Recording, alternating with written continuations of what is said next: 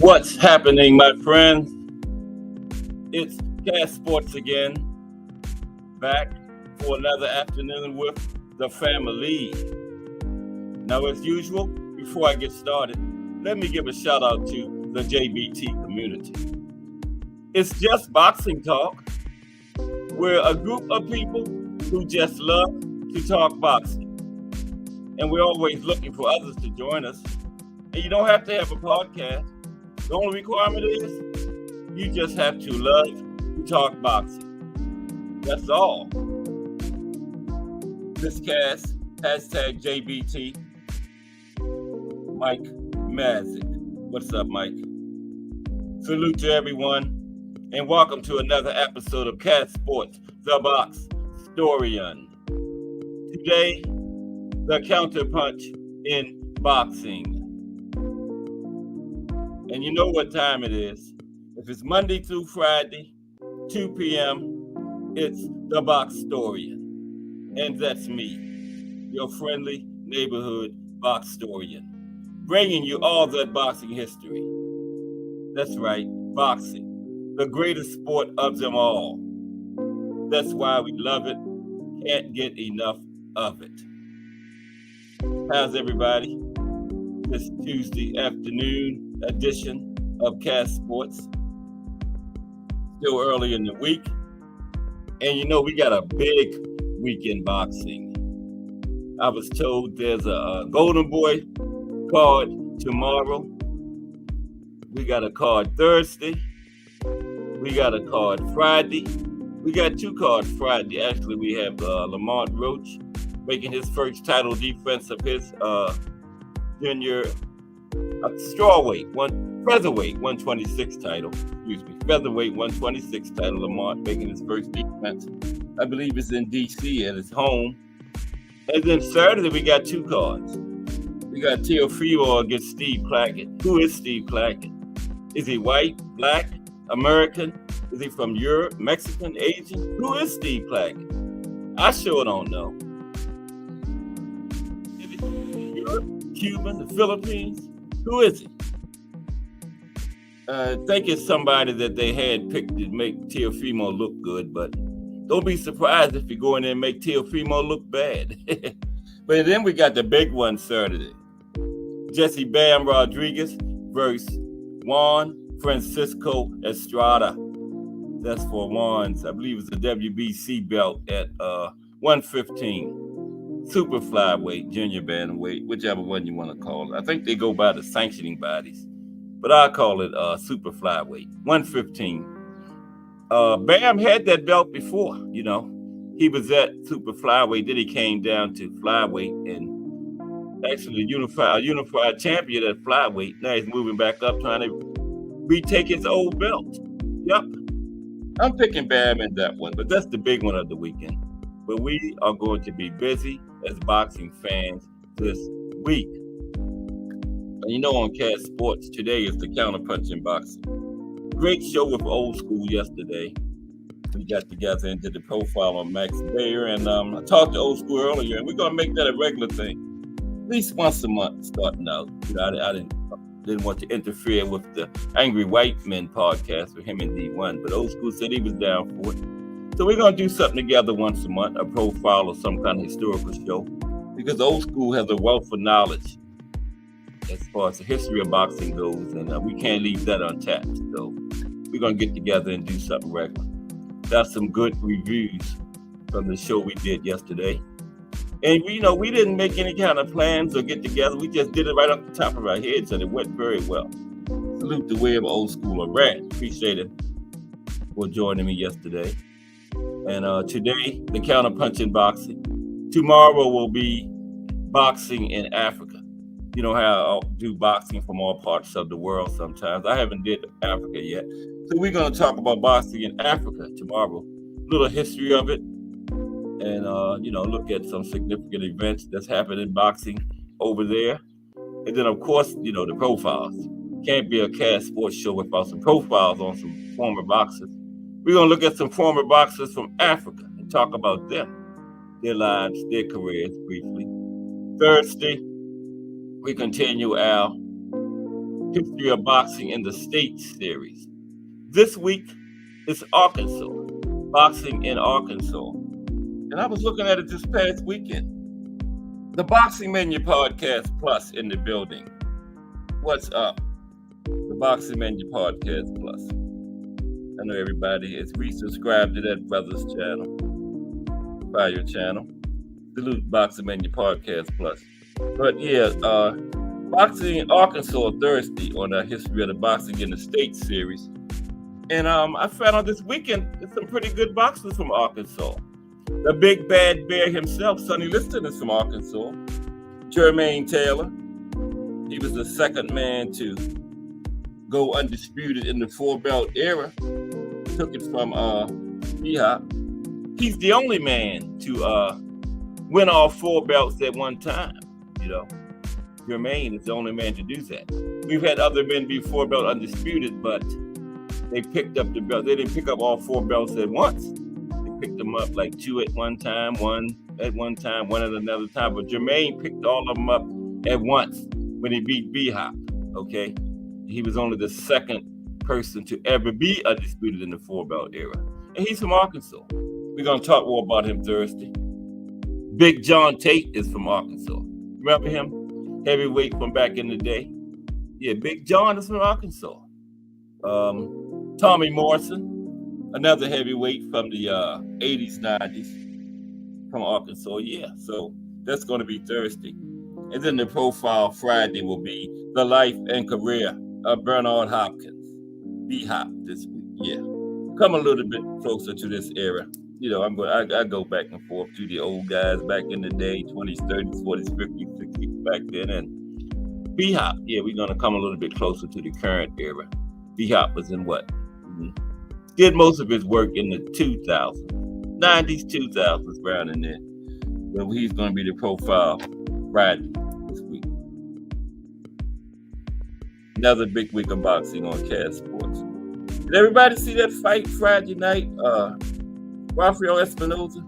What's weird is the guy is 6'1", fighting at 126 featherweight. Isn't that amazing? I'm 6'3". He's almost as tall as me, checking in at 126. I don't think I ever weighed 126. Maybe in elementary school. But this guy will have a tremendous height and reach advantage over everyone he faces at featherweight. Can you see him and Nick Ball, the guy that just got his title at featherweight a couple weeks ago? Rafael Espinoza is 6'1". What is Nick Ball, about 4'8"? Nick Ball is barely 5 feet. That will be a strange fight to see them two in there together. Wow. How will Nick Ball get close to Espinoza? So that's the one I would like to see. Rafael Espinoza versus Nick Ball at featherweight. Rafael Espinoza 6'1", Nick Ball about 5 feet. Wow, that would be something to see. But Espinoza had a successful title defense Friday. They looked very good doing it. I was impressed. That was only the second time I saw him fight. The first time was when he lifted the belt off of Robis. And Yeah, then I saw his first title defense Friday. But it looked good, man. He was and he kind of reminds me of the Towering Inferno, Sebastian Fundora. You know, Fundora is 6'7", fighting at 154. But he reminds me of Fundora in that he he didn't really use his height and reach against CHRY Friday. He just he just pressured him, then he went up in his chest and fought him, you know. Maybe it was just the opponent that he fought that way, but he didn't use his height and reach. He just fought inside and got him up out of there, man. Kept the pressure on. But that is a tremendous height and reach at 126. Wow. So that will be interesting to see. Watch RFBO as he goes forward in that weight division. But salute, appreciate everybody that's in the building so far. We're going to wait until 2:30 to get started because Lonnie Lee, Al Booger, Let's Talk Fashion, Thomas Hill, those guys will probably be along. Melanin Queen 27 will probably enter the building. That's I've been saying so long that I started at 2:30. Now a lot of people shows up at 2:30. Maybe I should have said that they might be in the building now, but it's all good. I appreciate everybody whenever they show up because you could be doing 1,000 things right now. But I appreciate people for rocking here with Cash Sports. Really appreciate it. On my growing channel. Rome wasn't built in a day, but it was built. And we're going to build this thing together.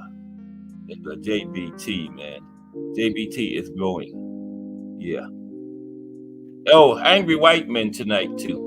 I talked to Old School earlier, but I forgot to ask him the time. He didn't have the exact time yesterday. But it's tonight sometime. You see, tonight. And that's the third episode of Angry White Men. And that show has taken off. Like a rocket taking off, man. Ooh, they are fire already, man. Angry White Men, William Old School Rant, and D1. Ray Patterson, straight out of New Jersey. Salute, RP. How are you today, my brother? We're going to be talking about the counterpunch in boxing today. I don't just do history. I do all aspects of boxing. Because as I always tell you, the main part is when the two men or two women get in the ring and mix it up. That's the part we love the most. But that's just part of it. It's a lot goes into a boxing match before it gets to that point. And that's where I come in at. I bring you all aspects of boxing. I've done promotional companies, sanctioning bodies, different types of punches like we do the counterpunch today. I've talked about trainers, referees, judges, all of it. Because anything you love, it's always good to know every aspect of it, not just the final part like boxing, the two combatants in the ring. A lot goes into it leading up to that. And I try to bring you all of it. Over here at Cash Sports, the box story. Ray Patterson, straight out of New Jersey in the building. Mm-hmm. Home of the Do family. Just Do Boxing, the voice. Mrs. Just Do, Baby Do. All that. But yeah, we're going to talk about the counterpunch. There's a lot of different variations of the counterpunch, but there's three main types, and we're going to get into that very shortly. And then, of course, we're going to talk about some of the top counterpunchers of all time. Not the top, but some of them. I don't never do a best of list. I just do some of the best. And we got about like 10 of them. Like on the screen there, Ali. Looked like Ken Norton had threw a left there or something, and Ali caught him right in between, and it made him pay. Made him pay. Ali, master counterpuncher. Floyd, Sugar Ray Robinson. Some old guys too, like Gene Tunney, Willie Pep. The good defensive fighters were definitely good counterpunchers, like Willie Pep, Floyd, Cornell Whitaker. Yeah. And, some of those types of counterpunches we're going to talk about, you had to be a good defensive fighter. Like there's one, catching, think of the name of it. But this one counterpunch, you have to be a good defensive fighter because you have to put yourself at risk. of taking a shot before you can deliver. The counterpunch, you know. What is the name of it? Anybody know? I'm gonna tell you in 1 second. It's in my note. I done got all tangled up. But how's everybody doing? It's Tuesday afternoon, early in the week. Another episode of Cash Sports in Progress, the History Channel. Just one of these great channels over here in the JBT. And we got a lot of them all of a sudden. You had an influx of great channels. The Talk with Tommy has come in. Of course, the Angry White Man. BBO just joined us. Another great channel. He just became a member of the JBT. He does post-fight analysis, that type of stuff. And I've been over there before. Catch and counter. That's what I'm talking about. Catch and counter. That's not the one though. That's what Cass. Come on, Cass, get it together. But we're gonna talk about it during the show. You know. Yeah, bait and switch. That's the one I was thinking about. Bait and switch, where you have to show your opponent a little opening, show him something that he think is there. You know, like lower your hands a little, and then when he goes to that opening that he thought was there, you duck that punch and catch it. Ali was good at that. And that's the counter punch where you can get a person out of there. Because once they punch and miss, they are in a very vulnerable position. So that's the one where you can get your opponent up out of there. Thomas Hill, hashtag JBT. What's up, T Hill? That was just briefly talking about the counter punches before we get to the show. But always good to see Thomas Hill in here. Part of that Casuals Corner. That's another great channel in the JBT, Casuals Corner. Break down boxing, man. I mean, break it down. You know, like I always say, I've been watching boxing since the 80s. When I started watching Casuals Corner, man, I'm seeing stuff happening in there that I never even knew was going on in there, man. You know, like, why does he throw that left right then? And why was he on the back foot all of a sudden? You know? Why does he clinch all of a sudden? Thomas Hill and McQueen explains all that stuff. And you see stuff that on Casual Corner that you didn't even know was going on in the ring. And why it's going on, man. Yeah. Bruce Gas, Boxing, Jazz, and more in the building. Told y'all that's why I wait till 2:30. Because my friends are slowly dwindling in here. What's up, Bruce Gas, Boxing, Jazz, and more? Bruce Gas, Boxing, Jazz, and more. Okay. And Bruce Gas knows his history. But he doesn't call himself a historian. Bruce Gas says he's just a student of the sport, you know. But that's where the box historian goes to get his history. Oh, yeah, with Bruce Gas. Tim Weatherspoon is a regular over there. You see all kinds of boxing personalities and people that knows boxing. Been in boxing for years, man, you know. And Bruce Gas, Boxing, Jazz, and more. Salute, Bruce Gas. Welcome aboard. The Counterpunch in Boxing today. Really look forward to 2 o'clock every day now. Interact with my friends. Talk this boxing. The greatest sport of them all, you know. It's one-on-one. You know, you don't get no help. It's just you. You got to get it done. Can't call timeout. When those 3 minutes are going on, you can't call timeout. You just got to deal with it. You get that break in between. Your corner can get in there and give you instructions and help. But when that bell rings, guess what? Your corner gets back out between the ropes and it's just you and the other man or other woman across the ring from you. That's why boxing is the greatest sport of them all. That's why we love it and can't get enough of it. Boxing. But how's everybody doing this Tuesday afternoon? We got, are we going to be busy as boxing fans this week? Mike Mazik told me yesterday that there's a Golden Boy card tomorrow on Wednesday. And then Thursday we have a card. So it's Jurgis Fulgham forgot who he was fighting. And then Friday, of course, is Lamont Roach. He's making his first title defense of his title at 126. And then Saturday, we got 2 cards.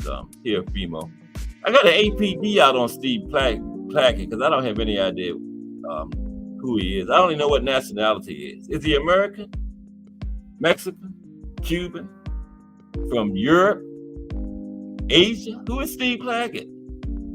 I got an all-points bulletin out on Steve Plackett. But I was told he's somebody that they handpicked to make Teofimo look good. But don't be surprised if he makes Teofimo look bad. It depends on which Teofimo shows up. We got to watch the first couple rounds first to see. Now, if the Teofimo that fought Lomachenko shows up, then Steve Plackett probably in trouble. But if the Teofimo that fought like Sandor Martin shows up, then Steve might come out of it with the W. Yeah. But yeah, Steve is somebody handpicked to make Teofimo look good. But that's this weekend. We got a fire top ranked card next weekend. I think it's July 7th. Next Saturday, it's Shakur and Artem card. Now I'm thinking Shakur is going to demonstrate on this. I got Shakur winning big, getting Artem out of there. Kind of like the Yoshino, the Japanese guy. He pieced up in the pocket almost the entire fight. I got Shakur having that type of performance. Shakur is my second favorite boxer behind Tank, by the way. Yeah. And Abdullah Mason is on that card also. Another top-ranked card full of those great young fighters. And that's right, Thomas. So don't forget the drawing for the big 55-inch color TV is coming up. July 13th. Thomas Hill got the Cash App in there. Send $10 to it. $ JBT Network, all caps. Number 1. Okay, T Hill. Canadian? Okay. Yeah, because I was wondering, man. I don't know. I could have just saw him when I was coming home at the store down the street. I wouldn't even know that was Steve Plackett. You know, could have just walked past. I wouldn't know. Yeah. But we'll see. He's supposed to make Teofimo look good, but it's this weekend. 5 cards, I'm hearing. Wednesday. Oh, yeah, we got Pro Box Friday, too. So I heard it's a card, Golden Boy card tomorrow. It's one Thursday. Lamont Roach Friday. Pro Box. So that's 6. 2 cards Saturday. The big one this week is Bam Rodriguez. Jesse Bam Rodriguez against Juan Francisco Estrada. Jesse is trying to get the belt that he once held at 115. Super flyweight, yeah. Because it's only 3 pounds down there, you know. Jesse had been up to super flyweight 115, had that belt, then he vacated, went back down to 112, became unified there. Now he's going back to 115. I think he's still unified at 112. Yep, Jesse Bam Rodriguez. We get ready to get started in a couple of minutes. People are rolling in. Salute to everybody. Bruce Gas, Boxing, Jazz, and more. Thomas Hill, hashtag JBT. Ray Patterson, straight out of New Jersey. Salute RP. The Boxing Man, your podcast plus. Mike Mazik and Miss Cass, hashtag JBT. Good to see everybody today. Hope you enjoyed the show we got coming up. And tomorrow, remember, we're going to talk about boxing in Africa tomorrow. You know how I do boxing from different parts of the world. We're going to talk about boxing in Africa tomorrow. And then Thursday, continue the history of boxing in the state series. We're up to Arkansas, the 4th one. You know, we've done, Alabama, Arizona, Alaska, Arkansas tomorrow. And Arkansas got some good boxers from up there. The Big Bad Bear, Sonny Liston himself, was from Arkansas. Jermaine Taylor, the second boxer to ever become undisputed in the 4-belt era. Okay? And Big John Tate, heavyweight from back in the 80s, 90s, around that era. Tommy Morrison, fought back then, 90s, around in there. Yeah. And then Friday, the profile is Bernard Hopkins, the life and career of Bernard Hopkins. Come up toward this era a little, you know. I want to keep always going way back there to my favorite eras, 20s, 30s, 40s, around in there. Yeah, we're going to do B-Hop Friday. Good story. Served some time in prison. Remember the statement he made about, I'll never get beat by a white boy, and then got knocked out of the ring. Remember, by Joe Smith? Then he tried to clean it. Oh, I didn't mean that. I bet. Oh, no, you said it, B-Hop. You said what you meant, and it backfired on you. We're going to talk about it Friday. Yeah. I still laugh about that with B-Hop. Didn't only get beat by him, got knocked through the ropes. Yeah. But B-Hop, that's a legendary career. Oldest person to ever win a world championship in boxing in any weight class, B-Hop. He was like 46. I think he might be 47. Broke his record a couple times. He did it at 40-something. Then he broke it again at 40-something. Then he broke it again at 40-something. But we're going to talk about it Friday. We'll have the exact details. But let's get ready to start talking about the counterpunch in boxing. Very important punch. Very important punch. And some of the legendary top boxers in history were great counterpunchers, And a lot of defensive fighters are great counterpunchers. It goes hand in hand. But we're going to get into it today in like a minute. Yeah.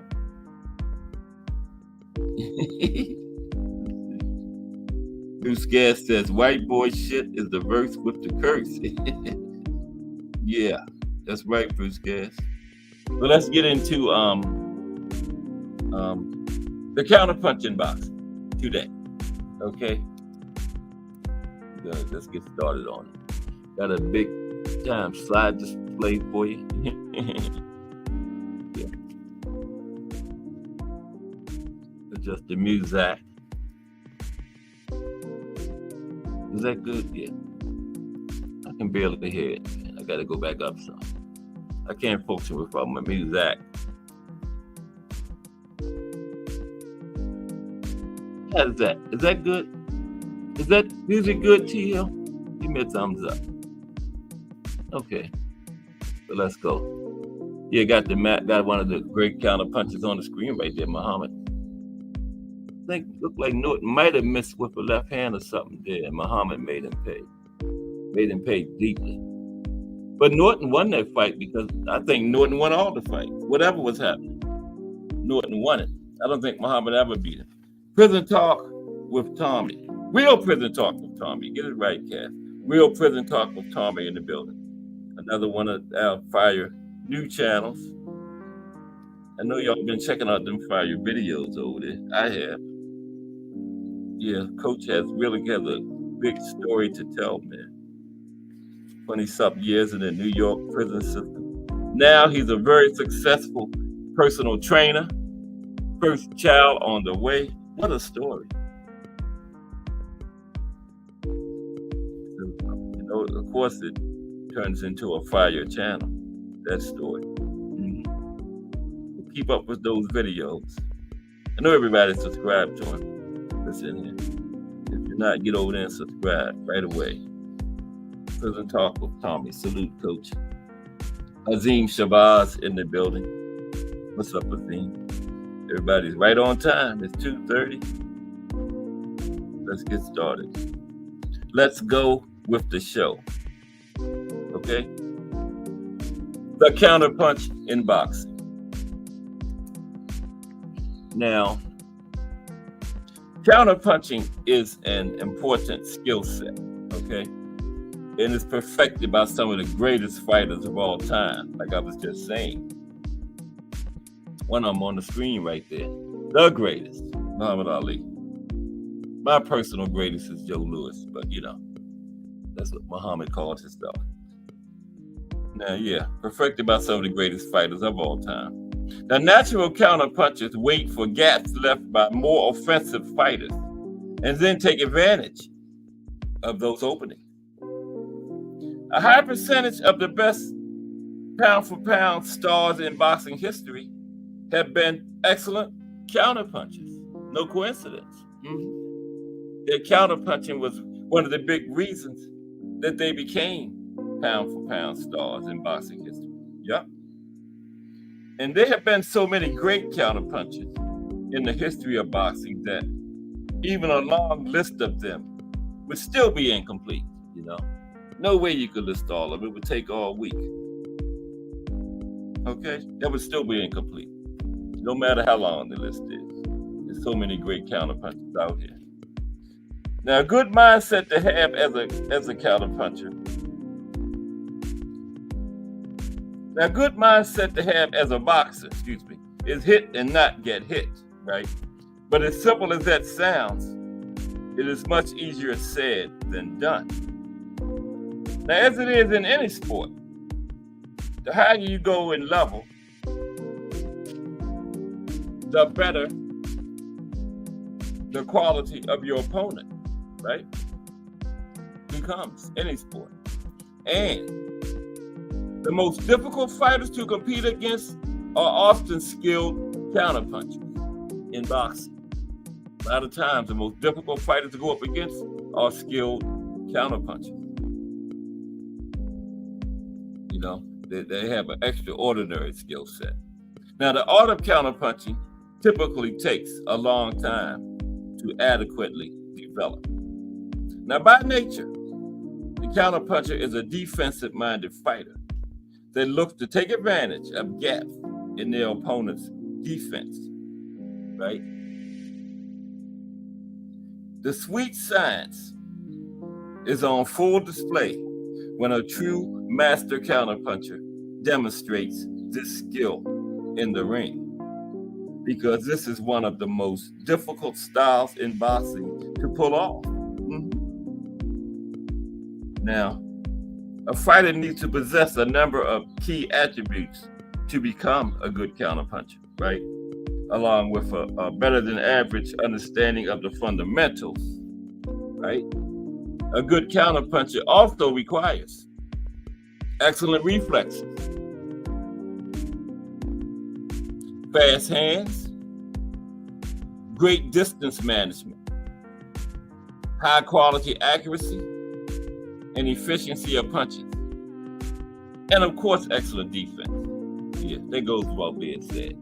Gotta have that good defense to be a counterpuncher, because sometimes when you're trying to set up a counterpunch, you gotta put yourself in harm's way. So you gotta have the excellent. Your defense got to be tight to be a good counterpuncher. To be a good, successful counterpuncher, gotta have that tight defense. Now, there's many variations of the counterpunch, with different combinations used in different ways. So it's just about impossible to list every type of counterpunch, because there are just too many ways they can be used. But however, there are three general categories of counterpunches. The three general categories that all counterpunches fall into. Okay, let's focus on them. Let's take a look at them. Okay, first, we have timing the punch. Okay, timing the punch. Now, one of the most telling characteristics of a good defensive fighter is his ability to read and study an opponent's movements before and during a fight. Okay? The ability to recognize patterns and habits which form an opponent's style is essential to successfully using the first method of countering. Okay?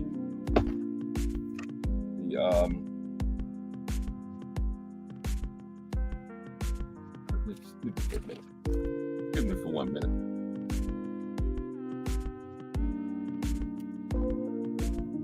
That's right. Okay, here we go. I'm back. Now we're talking about timing the punch. Okay? Now where was I before I was so rudely interrupted by myself? Now,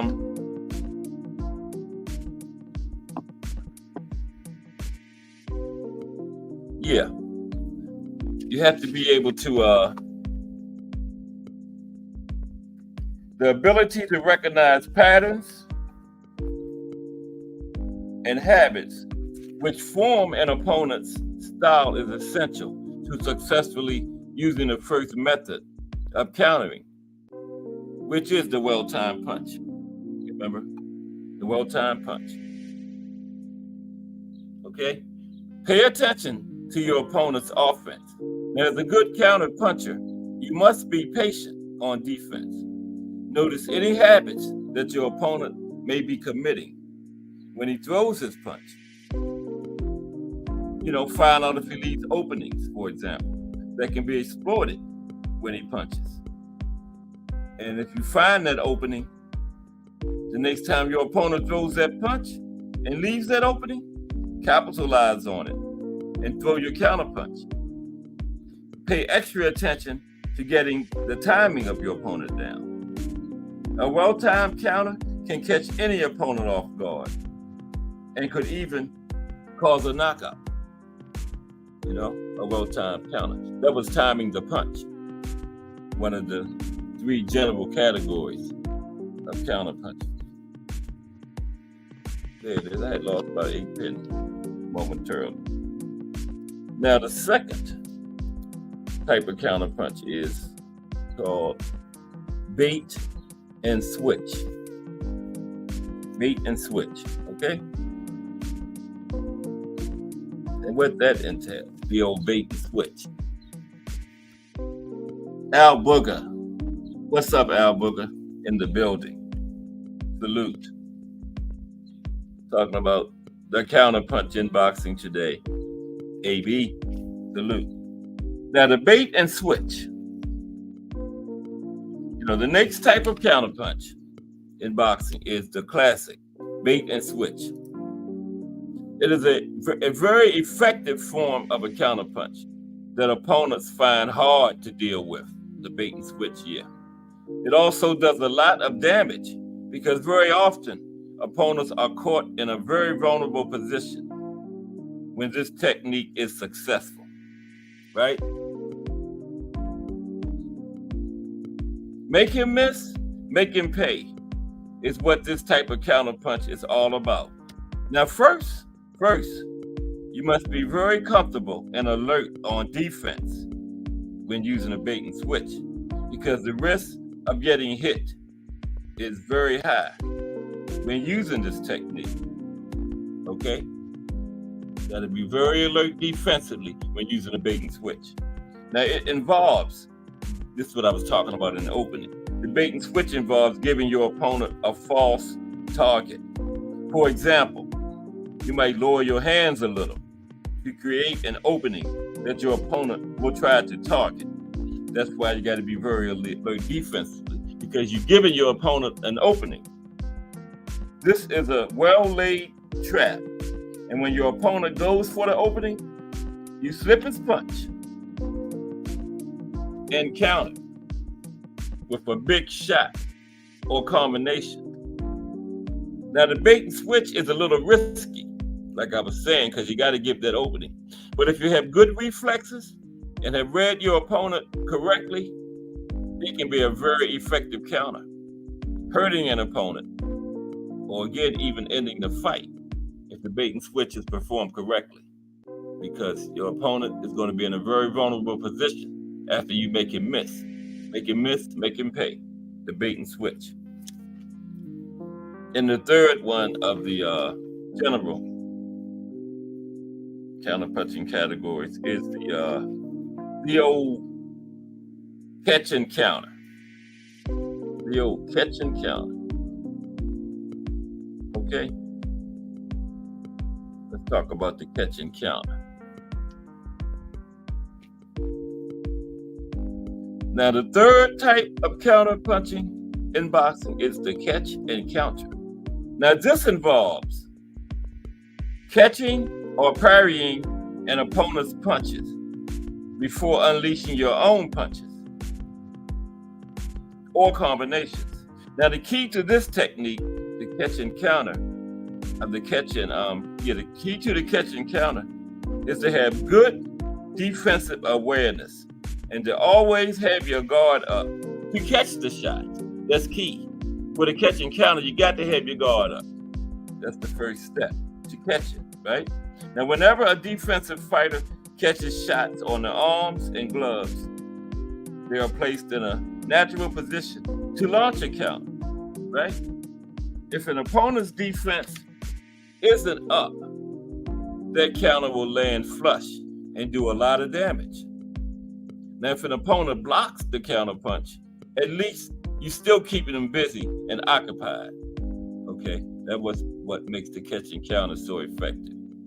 Even if you catch and the opponent got their hands up and blocks yours, you're still keeping them busy and occupied. And you maybe can do another counter off of that counter. Okay. Now let's look at some people that were good counter punchers. Melanin Queen 27 in the building. What's up, Melanin Queen 27? How are you today? Always good to see Melanin Queen 27. We're talking about counter punching today. Now we're going to talk about some of the best counter punchers of all time.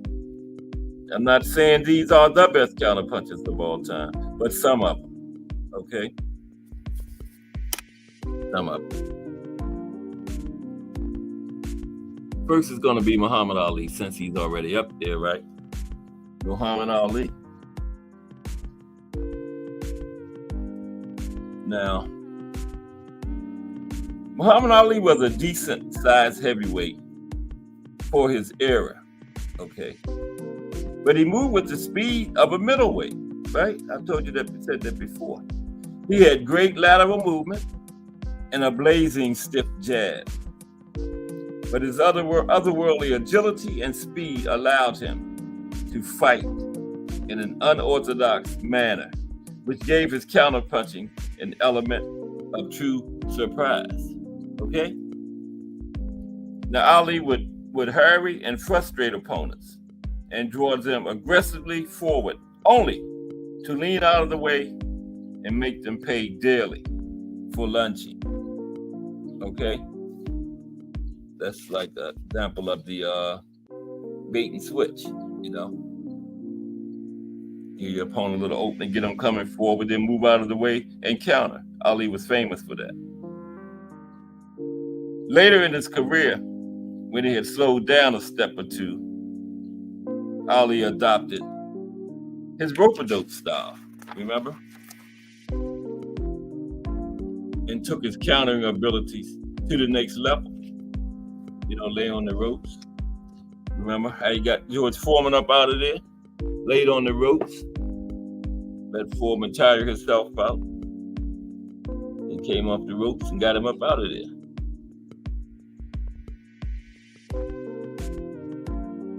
Okay? Drawing his opponents forward. Wait a minute. Good. Drawing his opponents forward to attack him along the ropes or in a corner. He would roll, bob, and block barrages while waiting for the space to open for his counterattacks. That's exactly what he did to Foreman. Muhammad Ali. Okay. Next, gonna go way back. Way back. Joe Gans. Joe Gans. Now, Joe Gans was nicknamed the Old Master by his peers. He was the first African-American world champion, holding the lightweight belt for most of the first decade of the 20th century. Joe Gans is almost certainly one of the top 3 lightweights of all time, along with Salvador Sanchez. Well, no. Roberto Duran, guys like that. Yeah, Joe Gans, Roberto Duran, lightweights. Yeah, I was down a little bit. Almost certainly one of the top 3 lightweights of all time. Esteban de Jesus, Duran, has some good lightweights. Got some good ones now, but these are former guys. And reasonable arguments can be made for Joe Gans ranking in the top 5 to 10 as an all-time pound-for-pound fighter. Good argument. Then the era Joe Gans fought in, boxing was much more of a barnstorming adventure. Okay? And Gans would often fight multiple times in 1 week against opponents all the way up to heavyweight. Okay? Just think about that. He was at lightweight. He would fight all the way up, opponents all the way between lightweight and heavyweight, multiple times in a week. That's how they did back then. Now, minimizing the damage sustained while maximizing the damage inflicted was essential for an elite fighter of this time, Joe Gans. Gans was very much a pioneer of counterpunching and was an early master of what is developed into the American style of using slips, parries, and shoulder rolls to avoid punches while staying in range to strike back. Joe Gans, pioneer of using slips, parries, and shoulder rolls. Way before Floyd Mayweather, James Toney, all of them. Joe Gans was doing it. Tim Layton, hashtag JBT. What's up, Tim? Salute. Tim Layton in the building. Everybody catch that fire show me and Old School had yesterday. We thinking about making that a regular thing, like once a month or so. I don't want to say infringe or interfere with him and D1, the Angry White Men podcast. Yeah, he got one coming up tonight, as a matter of fact. I talked to Old School this morning, but I forgot to ask him what time they're coming on tonight. But yeah, the Angry White Men podcast will be on tonight. It's going to be Tuesday and Friday. Yeah, they'll be on tonight. So look out for that. I don't have the time on it though. Sometime today. Their third episode. Friday new podcast. Okay, next. Among some of the greatest counterpunchers of all time, we go back again. Benny Leonard. Benny Leonard. And Benny was born Benjamin Liner on New York's Lower East Side before the turn of the 20th century. A self-described mama's boy, he took up the ring name Leonard when he started fighting at 15 in order to keep his new career hidden from his parents. Changed his name. Yeah, to keep his parents to keep his parents from knowing he was boxing. Yeah, actual name is Liner, but he called himself Benny Leonard. Okay. Now Benny would go on to become one of the all-time great lightweights and pound-for-pound stars. Another lightweight. Yeah, he was another good one. On the Cast Sports all-time top 10 list, Benny Leonard was number 10. He was in the top 10. He sure was. Benny Leonard, yeah, one of my all-time top 10. Him and Roberto Duran. So I would have him like number 2 at lightweight. Yeah. Nicknamed the Ghetto Wizard, Leonard was one of the top technicians to ever step in the ring. He was a smooth, poised fighter who countered with powerful punches. Okay? Countered with power punches. Leonard retired in 1925 as a dominant lightweight champion. However, like many Americans, he was badly hurt financially by the 1929 crash and attempted a comeback in 1931, winning 20 straight fights before being knocked out in his last fight. He made his comeback because of the depression, needed money, and he won 20 straight in his comeback. And then he got knocked out and gave it up. Got knocked out in his last fight. Benny Leonard, the great Benny Leonard, number 10 on the Cast Sports The Box Story and all-time pound-for-pound list. Benny Leonard, that's high praise. Right up there with, probably more prestigious than ESPN, Ring Magazine, all of them. Yeah, the Cast Sports list. Yeah, that's the one you want to be on there. Next is Juan Manuel Marquez, great counterpuncher. Just ask Manny Pacquiao. Okay, how good of a counterpuncher Juan Manuel Marquez is. Lonnie Lee, hashtag JBT in the building.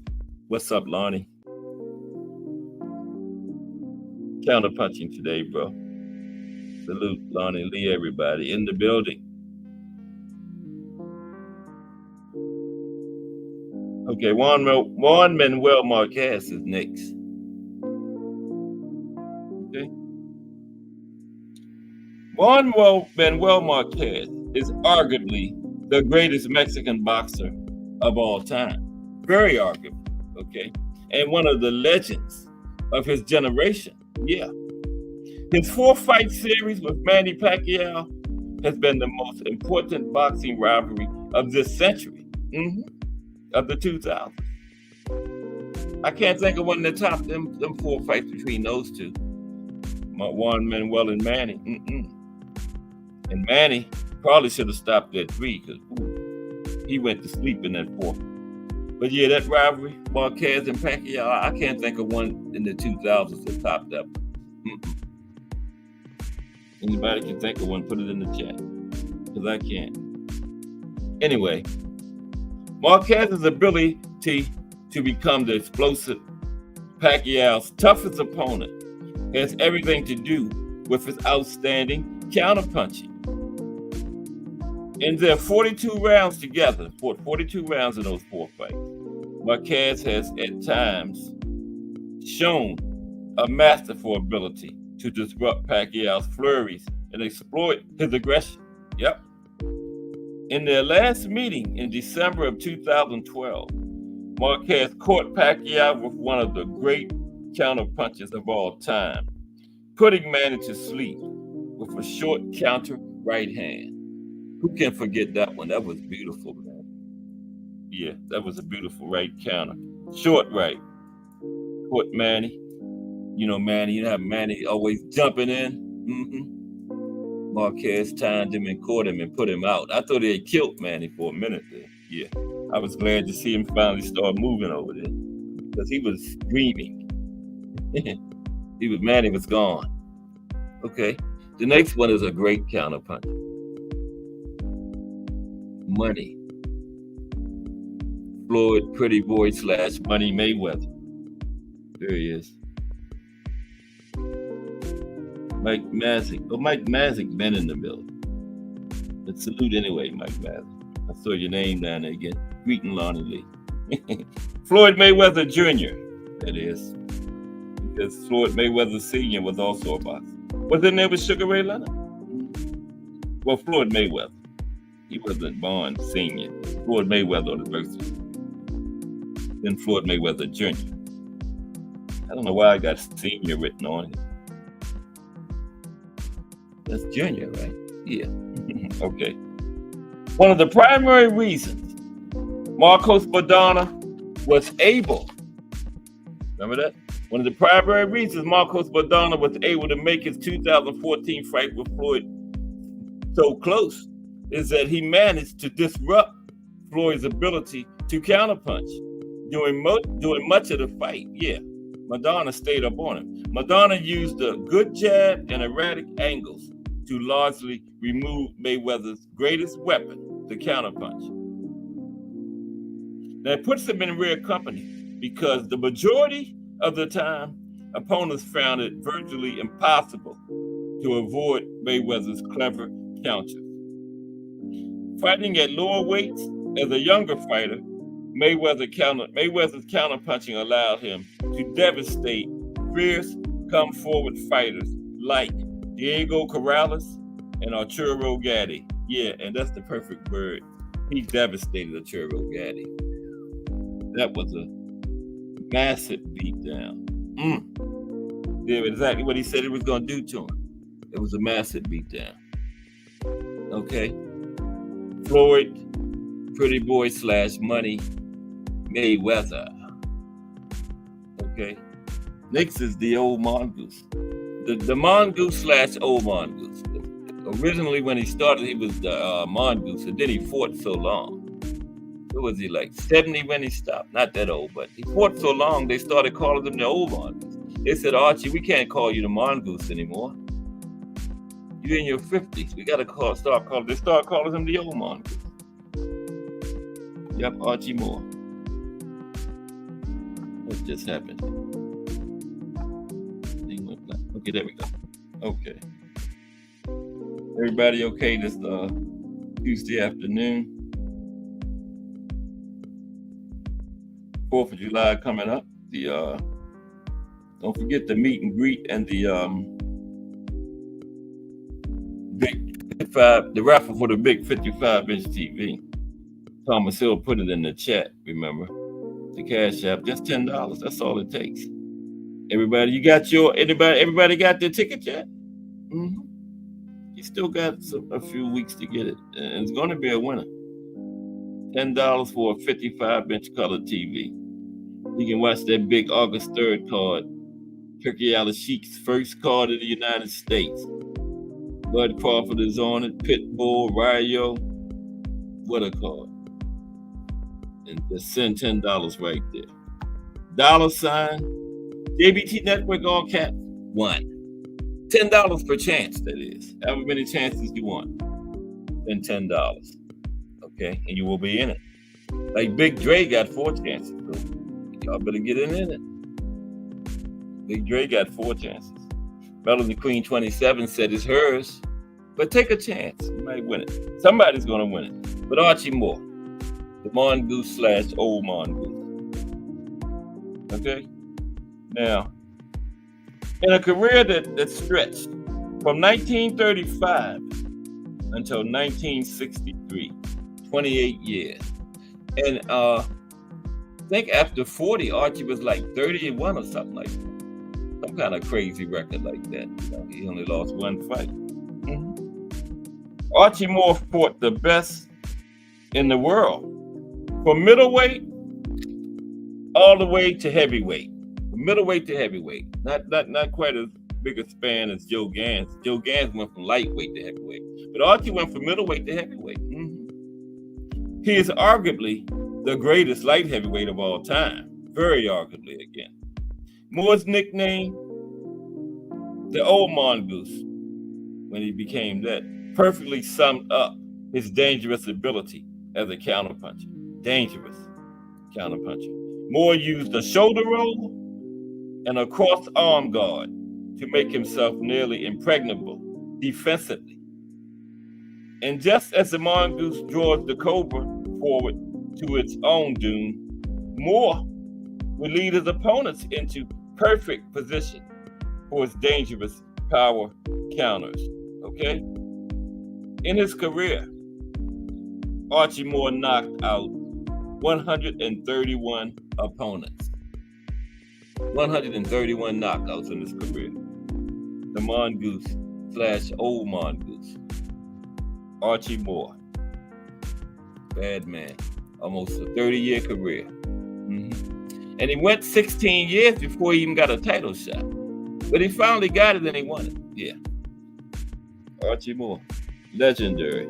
Member of the International Boxing Hall of Fame. Yep. Yeah. Oh, Tim said it's Queen Sharva's TV. Okay. But still take a chance. You know. It's going to be July 13th is the drawing. Coming up. What's that, like 3 weeks? What's today? The 20, what is today? 25th? Oh, yeah. Like 6 months before Christmas. It is the 25th, right? So that's about a little over 2 weeks. Yeah. Okay, next up is the Will o' the Wisp. Oh, Lord, what happened? Hope I didn't get my slide display out of order. It's supposed to be Willie Pep. Nope. Oh, my goodness. My slide display got mixed up. I don't know what happened. Bear with me for a second. I got to find Willie Pep now. That's crazy. There's Willie. Yeah, it got mixed up. I'll get it together. There's Willie Pep right there. Yeah, there's Willie Pep. He's next. I don't know what happened. Okay, we're going to continue in a minute. The slide display got out of order. So, Willie Pep. Okay, I know what they all look like.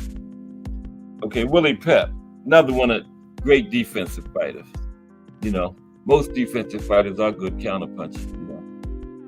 Because you got to keep your defense tight, especially for that one, which one was it? The bait and switch, where you show a little opening to draw your opponent in, make him think he sees something that isn't there. Gotta have tight defense because you're giving him a shot. And you got to be able to have that tight defense to dodge it. And if you dodge it successfully, that's a counter punch that can end the fight, the bait and switch. Because your opponent is normally in a very vulnerable position if you can make him miss on that bait and switch. Willie Pep was good at that. And Willie Pep was a ring magician. And over a half century after I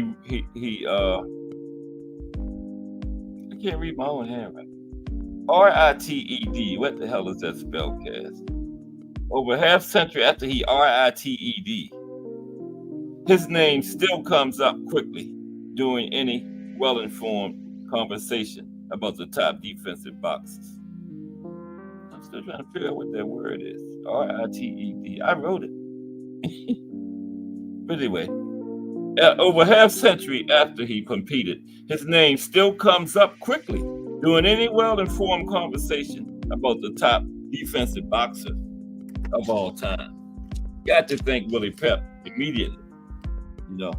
Just like up there with Floyd, Pernell Whitaker. Got to thank Willie Pep. BVO Boxing TV. What's up, BVO Boxing TV in the building? Yes, that's one of my JBT brothers. I was the first yes on bringing BVO Boxing TV in, by the way. That's right. I was like, yes, bring that brother in. And you want a good, lively panel conversation? Just have BVO Boxing TV up on the panel. Okay, it's going to be lively. Okay? Salute BVO Boxing TV. We talking about counterpunchers today, bro. Willie Pep currently. And Willie is widely regarded as one of the top 2 or 3 featherweights of all time. Yeah. A good dream fight. Willie Pep versus Salvador Sanchez. Prime versus prime. I would probably have to say Salvador Sanchez. Because, Salvador died at 23. So a prime Salvador, up like 28, 29 against prime Willie Pep, Salvador probably would watch. Let's keep it 100. Okay. Salvador is legendary and got nowhere near his prime. So, yeah, I got to go with Salvador on that one. Probably watch Willie. But Willie was still a legendary fighter, though. Defense was Pep's game. Few fighters in the sport's history have been better at making an opponent miss. And that equates to a great counterpuncher. When you can make your opponents miss like that, yeah. He uses his tremendous movement to continually reset and then sting his opponents with counters, okay? He was one of the greatest ring generals, extremely good at controlling the ideal terrain for counter attacks. Yeah, one of the best ring generals there is, Willie Pep, or ever was. Yeah. Great defensive fighter. Like I said, if you're talking defense, you know your history. Willie Pep is one of the first names that come to mind, okay? Along with Floyd, Pernell Whitaker, a few others. Nicolino Loesch was a good defensive fighter. And a few others, yeah. But Willie would be up there. Okay. Okay, now my slide split and got out of order. I got to find Sugar Ray Robinson now. This is crazy, man. I don't know what happened. I hit something and the whole thing just flooded and it's not in order. Oh, there's Sugar Ray. It's in order. Man, this is crazy. It was out of order, now it's back in order. Wow, look at that. Sugar Ray Robinson is next. I don't understand that. Okay, Sugar Ray Robinson. Talking about great counterpunchers. How can you not include Sugar Ray? How can you not? Sugar Ray Robinson was famous for telling people, rhythm is everything in boxing. Okay, yeah, that was one of his famous sayings. Rhythm is everything in boxing. And he was a perfect example of it. Robinson is regarded as the greatest pound-for-pound boxer of all time. And the title is justified. He was on the Cash Sports top 10 of all time. This was Sugar Ray Robinson, yeah. Definitely was. His ability to evade and pivot combined with his two-fisted punching power made him a brutally effective counterpuncher. Robinson could walk an opponent down and punish him, but was every bit as dangerous when he laid back and drew his opponents forward into counters. Okay, so Sugar Ray could walk him down and punish him. He could lay on the back foot and draw you in and counter you and punish you just as bad that way. Sugar Ray Robinson, #1 on the Cash Sports Top 10 list. And I told you the slide display is mysteriously back in order. Lights out. James Toney is next. Okay, with BBO. I like Kid Gavilan over Sugar Ray Robinson all time, in my opinion. Kid Gavilan, #1, BBO, in front of Ali and Willie Pep and all of them. Kid Gavilan, yeah, I'm familiar with Kid, yeah. What was Kid? Was he Filipino, BBO? I'm not sure. But they put it in the chat, BBO. Was Kid Gavilan Filipino? I might have the wrong person I'm thinking about. But yeah, Kid Gavilan, that's a good argument, BBO. Yeah. But Lights Out James Toney is next. He was a very good counterpuncher too. Lights Out was. Yes, he was. James Toney. Everybody hitting the appreciation button. That's the like button in the JBT. I appreciate it if you're hitting it. Okay. Just Do Boxing coming up next. About 50 minutes. But right now, it's Cash Sports the Box Historian talking about counterpunching in boxing. And now we're talking about some of the top counterpunchers of all times. All times. Lights Out James Toney was one of the most colorful, outspoken fighters of his generation. Toney was a murderous counterpuncher. From middleweight all the way up to heavyweight. Just like Archibald the Mongoose went from middleweight to heavyweight. Lights Out did the same, took the same journey. James Toney's ability to roll or slip away from punches while remaining perfectly positioned for dangerous counters made him a feared opponent. Yeah, he could roll. Remember, he had that shoulder roll. He could slip, roll away, and still be right there to deliver that counter on an opponent. Now, if Toney had remained at 168 longer, there's a good chance he could have been the best super middleweight of all time. Yeah, if he would have just stayed there, when he middleweight, super middleweight, and just stopped, yeah. I don't think there'd be too many super middleweights that could touch Lights Out. But he went up, you know.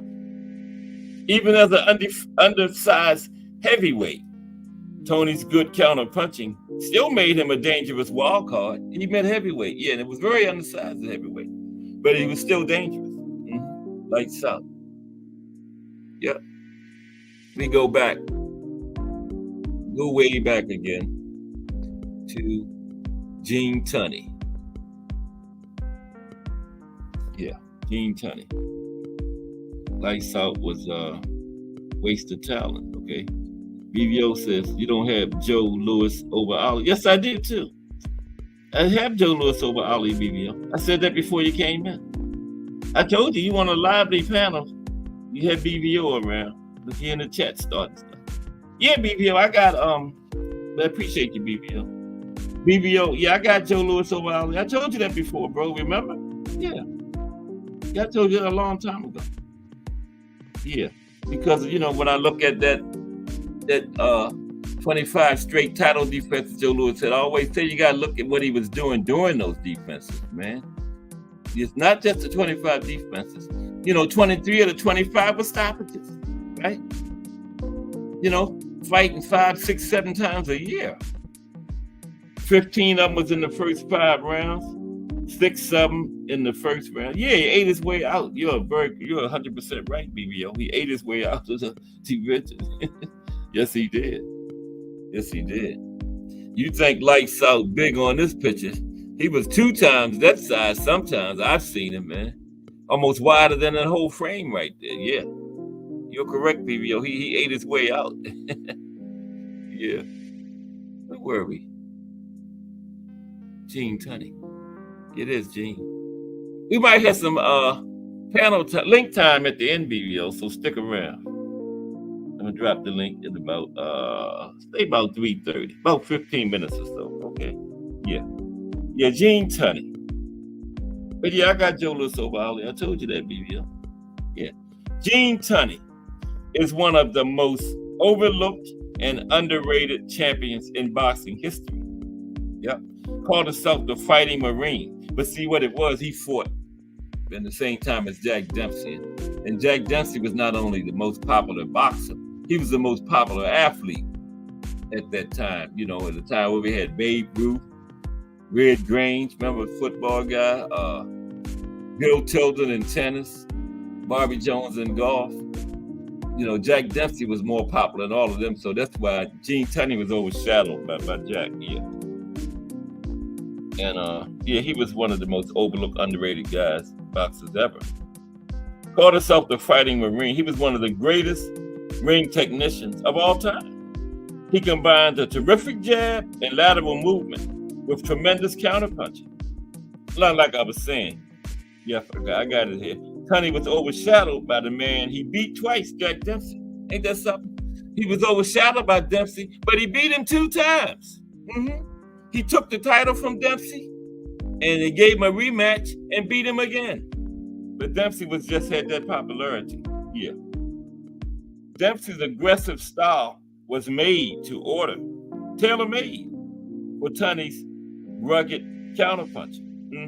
It was easy. He easily drew Jack Dempsey in both of those fights and pieced him off with counterpunches.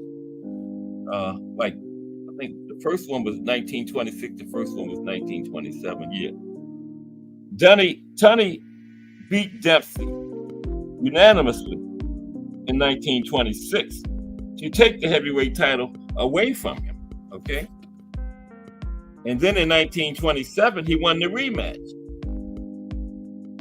in the famous long count fight. I told you about that, where Dempsey wouldn't go to the corner and Tunney got extra time to rest. But, you know, that's not saying he wouldn't have beat the count if the referee would have started counting when he should have. Tunney might have still got up.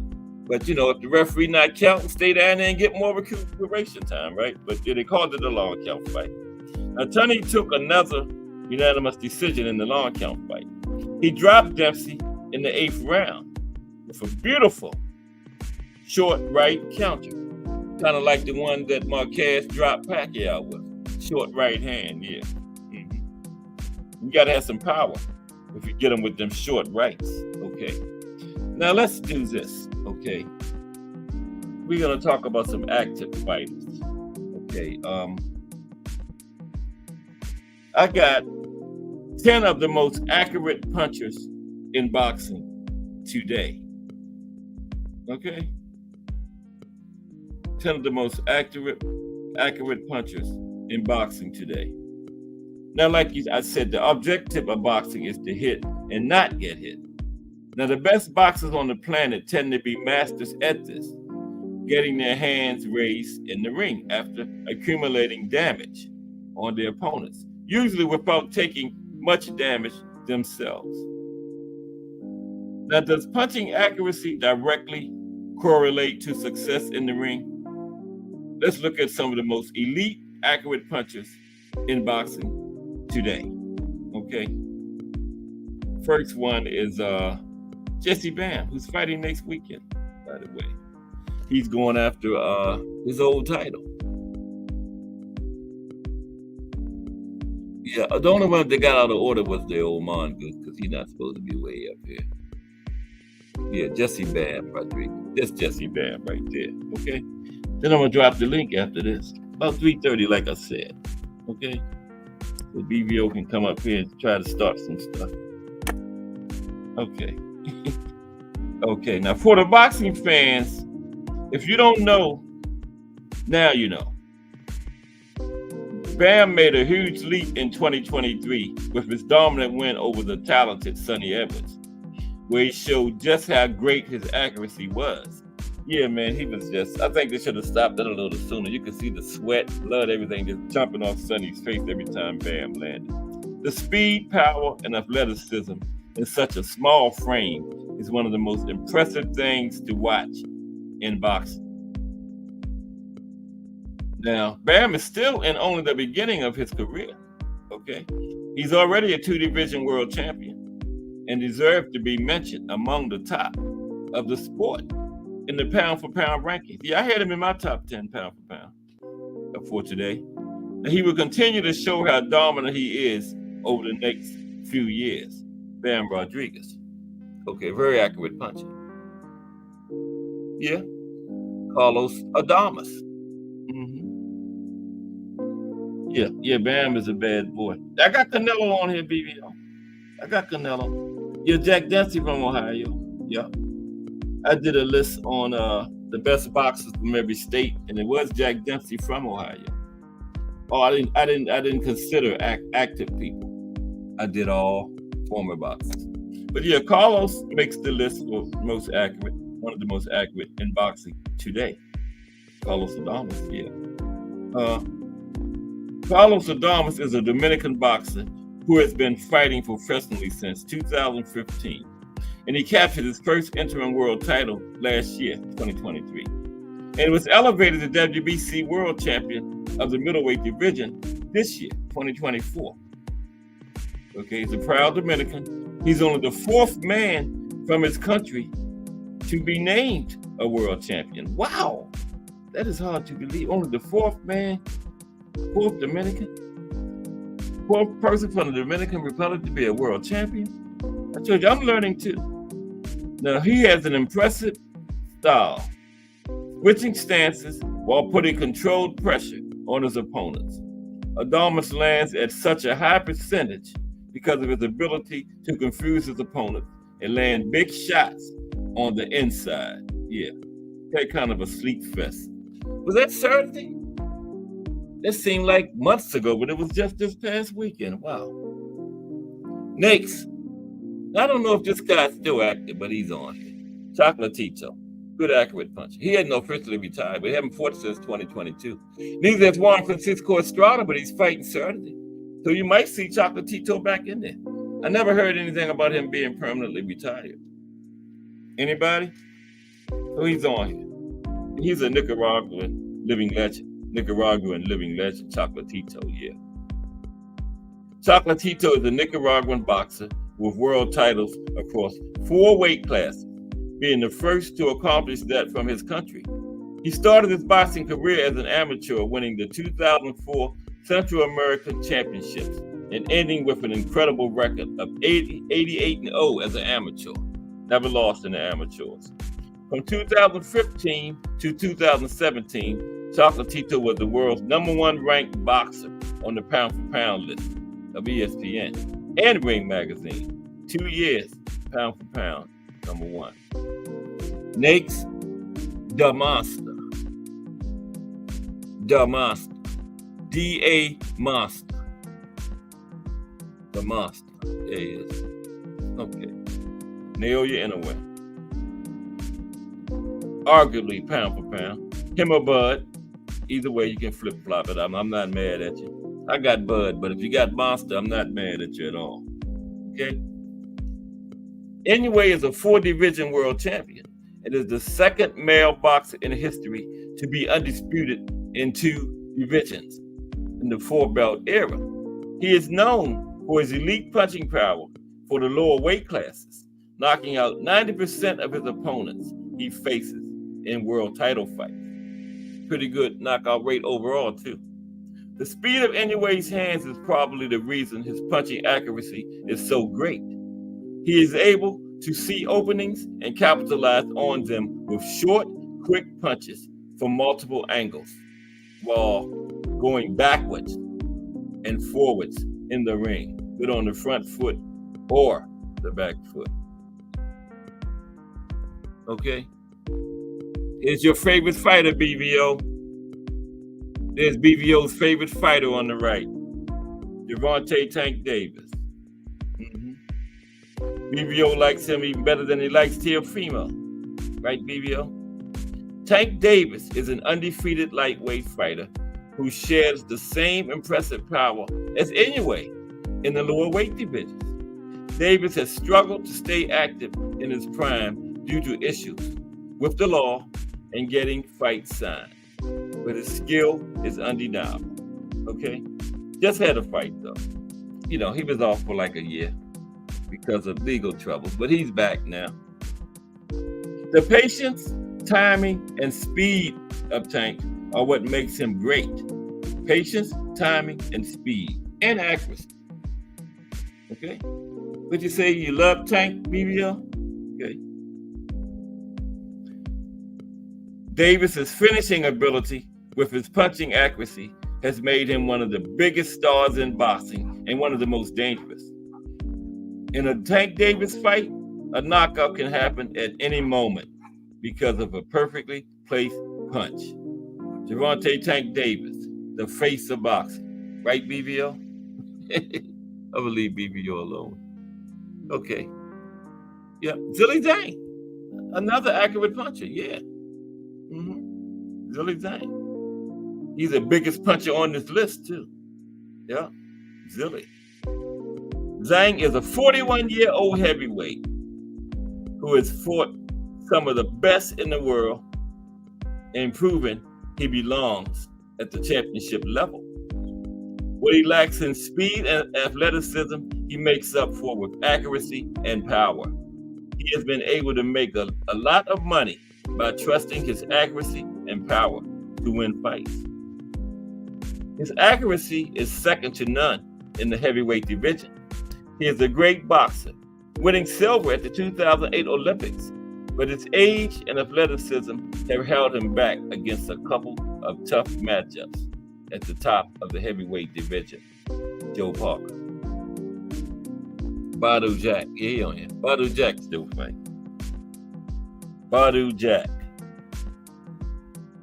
Okay?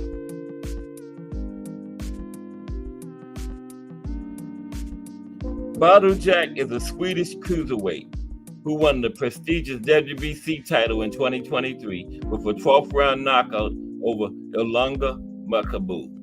He is a 3-division world champion from beating opponents. Oh, come on. From beating opponents. From beating opponents by perfectly placing an accumulation of sharp punches. He is reportedly looking to pursue a world title in his 4th division in 2024, which would be an undeniably legendary feat. With his work ethic and punching accuracy, anything is possible for Badu Jack, though. Badu Jack. Had to put my main man Lomachenko on here. Getting ready to suffer his first stoppage loss of his career coming up in the fall against the face of boxing, Gervonta Tank Davis. Vasily Lomachenko. Okay. There he is on the right.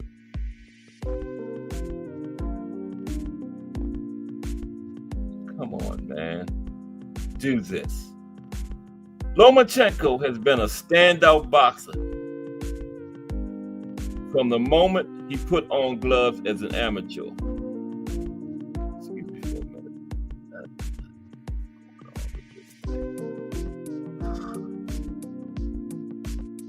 Bear with me for a moment.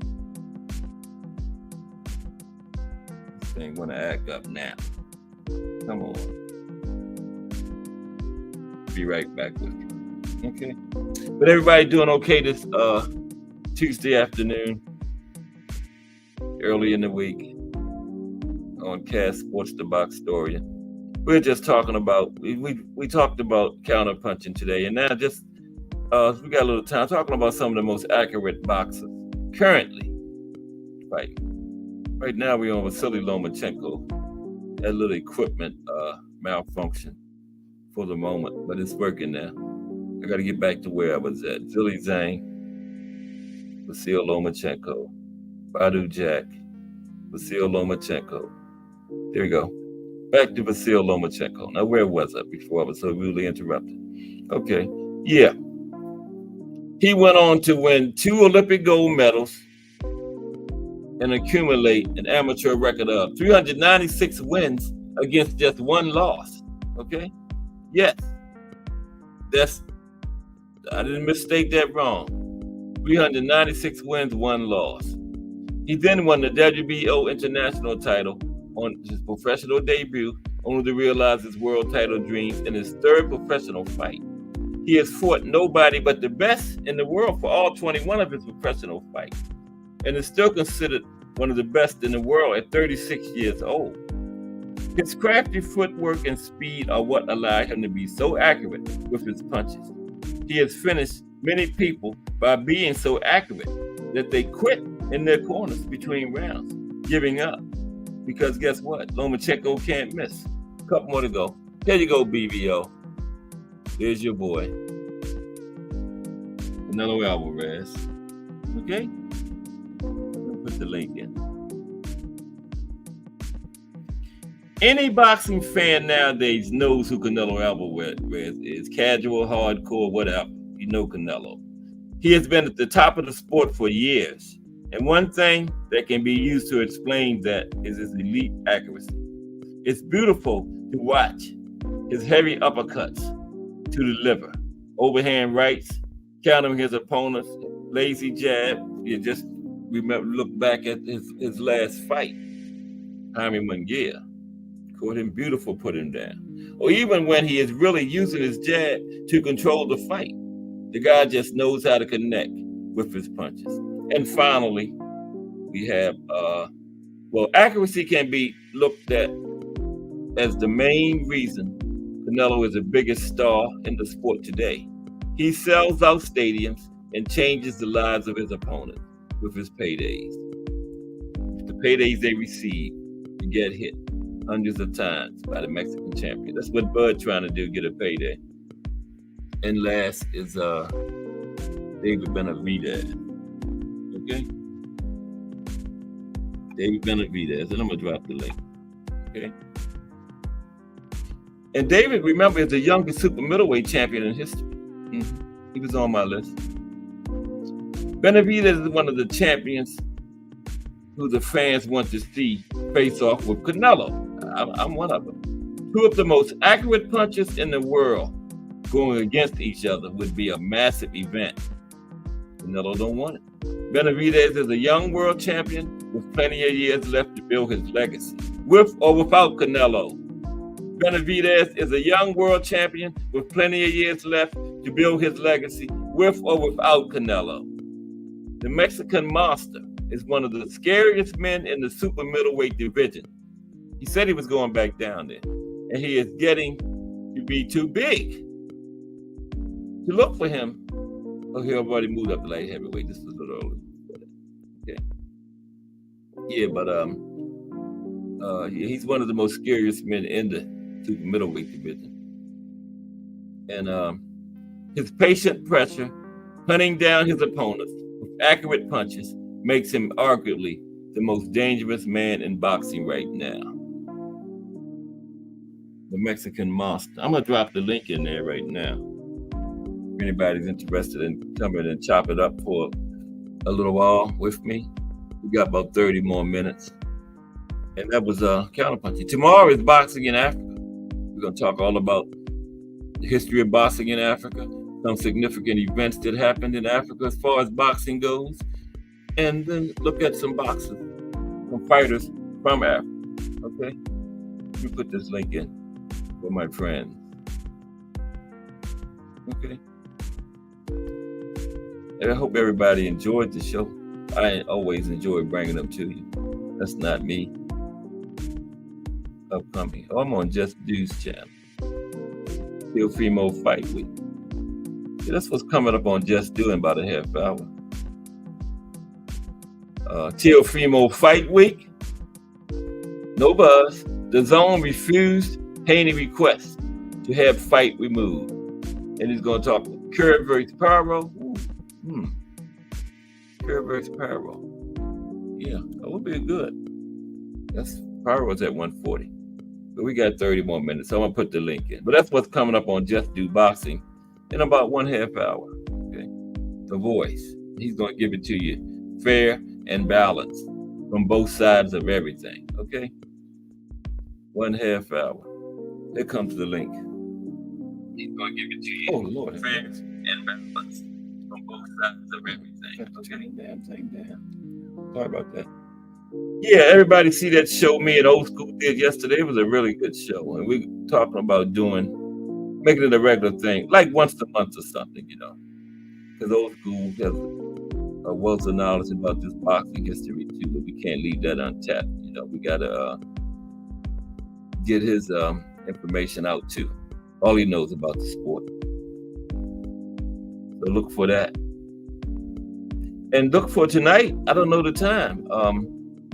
Another episode of Angry White Men. Old School confirmed it this morning. I talked to him that they are doing a show tonight. Him and D1. Yeah. I forgot to ask him the time. He didn't know yesterday, but I forgot to ask him today. But look for that. Turn your notifications on. And be on the lookout for Angry White Men tonight. Fire your new JBT show. Okay. Know everything JBT is fire. If it's JBT, it's going to be fire. There's the link. If anybody's interested, come on down. And yeah, tomorrow is Boxing in Africa. Thursday, we continue our History of Boxing in the States series. It's going to be Arkansas. We're going in alphabetical order. Arkansas. And I told you earlier in the show about the guys from Arkansas. I didn't know. The big bad bear himself is from Arkansas, Sonny Liston. Big John Tate, Jermaine Taylor, the second person to ever be undisputed in the four-belt era, and the only man to win all four at one time. The rest of them got like two here, one there, one there. Jermaine took them all four from B-Hop at once. And Tommy Morrison is from Arkansas. Yep. And the University of Arkansas has a boxing program. Like when I did Alabama, the University of Alabama. So some of these big colleges got boxing programs. Some of these big football, basketball schools, they got boxing. Yeah. The University of Arkansas has boxing. Yeah. And we're going to talk about that Thursday too. And then Friday, the profile is B-Hop, the life and career of Bernard Hopkins. Oldest man to ever win a championship throughout all of boxing. Yeah, it used to be Big George. B-Hop took over that honor. Legendary career. Member of the International Boxing Hall of Fame. Yeah, B-Hop is Friday, Tim. Yeah. Member of the International Boxing Hall of Fame. Yeah. Bernard Hopkins. I was just making sure. Yes, that's correct. I'm going to pin it. Oh, yeah. I want to remove that and pin the link. Unpin it. There we go. I'll pin that. Oh, Lord. No, don't do that. There we go. The link is pinned in there now. Yeah, and yeah, we're still early in another week of Cass Sports the Box Story. Get to all the boxing history, and not just history, all aspects of boxing. Because like I said, you see the two men or two women in the ring competing. That's just the end result. It's a whole lot more that goes into the sport other than that, And I talk about all of it. Something you love, like we love boxing, it's good to know everything about it. So when you watch the fight, you're watching the fight from a better point of view, knowing everything that goes into the fight, Yeah. And all this boxing this week. It's a Golden Boy card tomorrow. Then it's a Thursday. We got a card. Friday, we got Lamont Roach Friday. He's making his first title defense. And we got two Saturday. The big one being Bam against Juan Francisco Estrada for a belt Bam once held. But that's only like 3 pounds down there. So those guys, like when they say, well, Manny went through all these 7 weight divisions and Monster, from Flyweight to super bantamweight is only 10 pounds. So, that's like welterweight to super welterweight is 7. That's almost 4 weight classes down there. So you just, look at this. To put it in perspective, Tommy Hearns, he went up 5 weight classes less than Manny, but he went up more pounds than Manny because he went up 50-something because the classes he was going through are more widely spread apart. Manny was going through classes like 3 pounds apart. That doesn't take anything away from his accomplishments, but just, that's significant. They could have made like 1 or 2 weight classes out of that.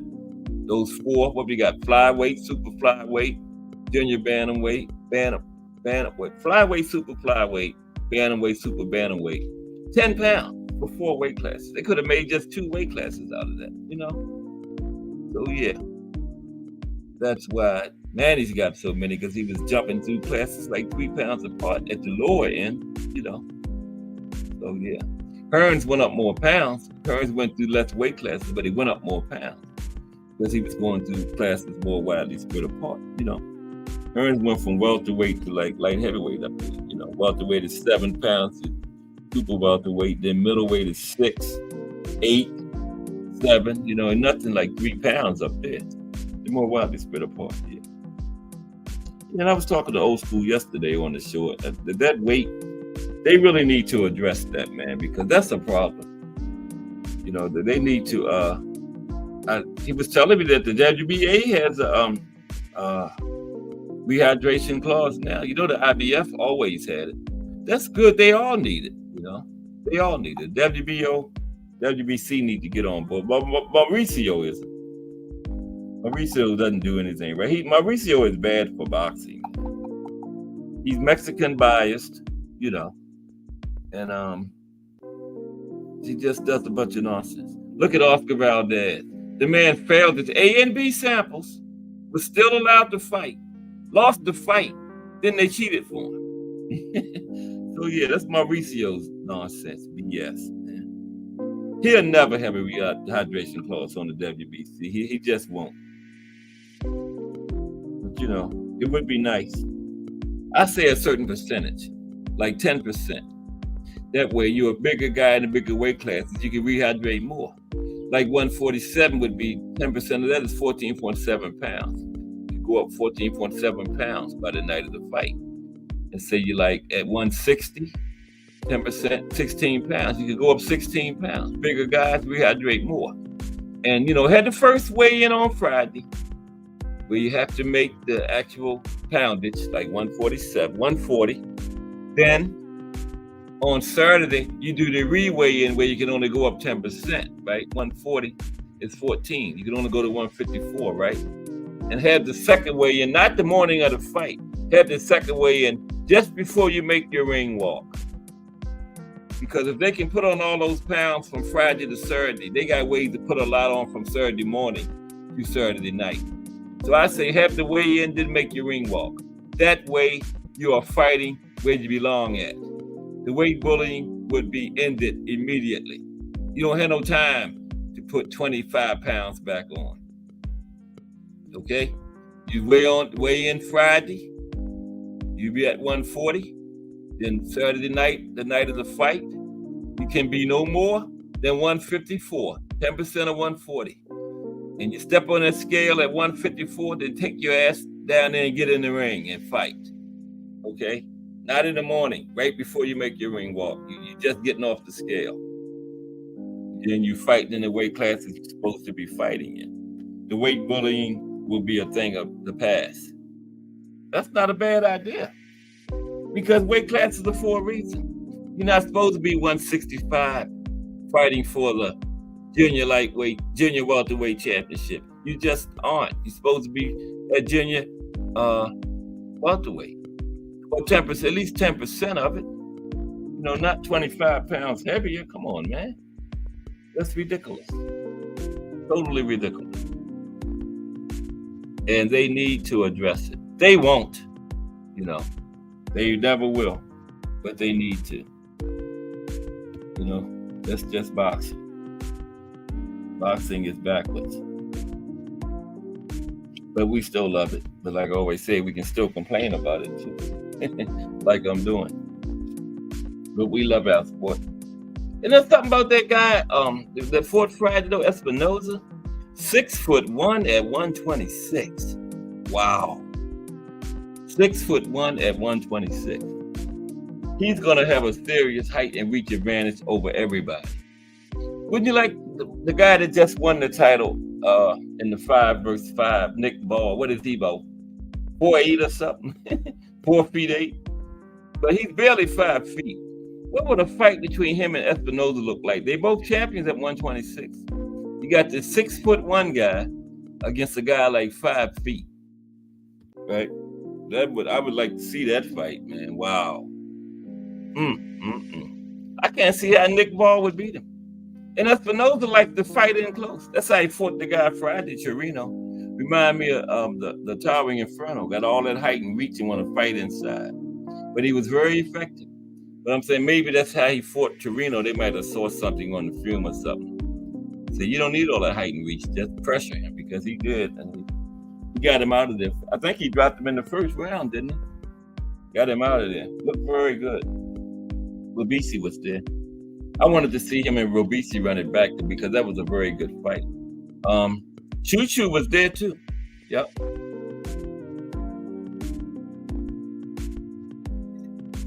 Choo's at 126 also. Yeah. So 126 is coming around as a good division. Looking at Choo, Robeisy. Espinoza is very good. Nick Ball is there now. But Nick Ball from the UK, England, you know what he's going to do. You got to go to England to get that belt. He's going to hide in England. You know how those UK fighters do. They hide over there. He might go to Saudi Arabia because he get a nice bag, but he ain't coming over here fighting now that he got that belt. They don't do that. Anybody want that belt, you got to go overseas and get it up off Nick Ball. But he did a great job against Raymond Ford. I thought Ford won. And I had picked Ball before the fight, but then when I saw the fight, I thought Nick Ball pulled it off. But the judges are the ones who count. Whatever they say, that's what it counts. And then they said Nick Ball. So he walked out of there with the belt. But yeah, that's amazing, man. He reminds me of the Towering Inferno. He's 6'7" at 154. And the sister, too.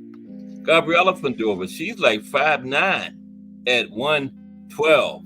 Yeah, 5'9" fighting at 112. Wow. She probably looked like a stick woman when she weighed in.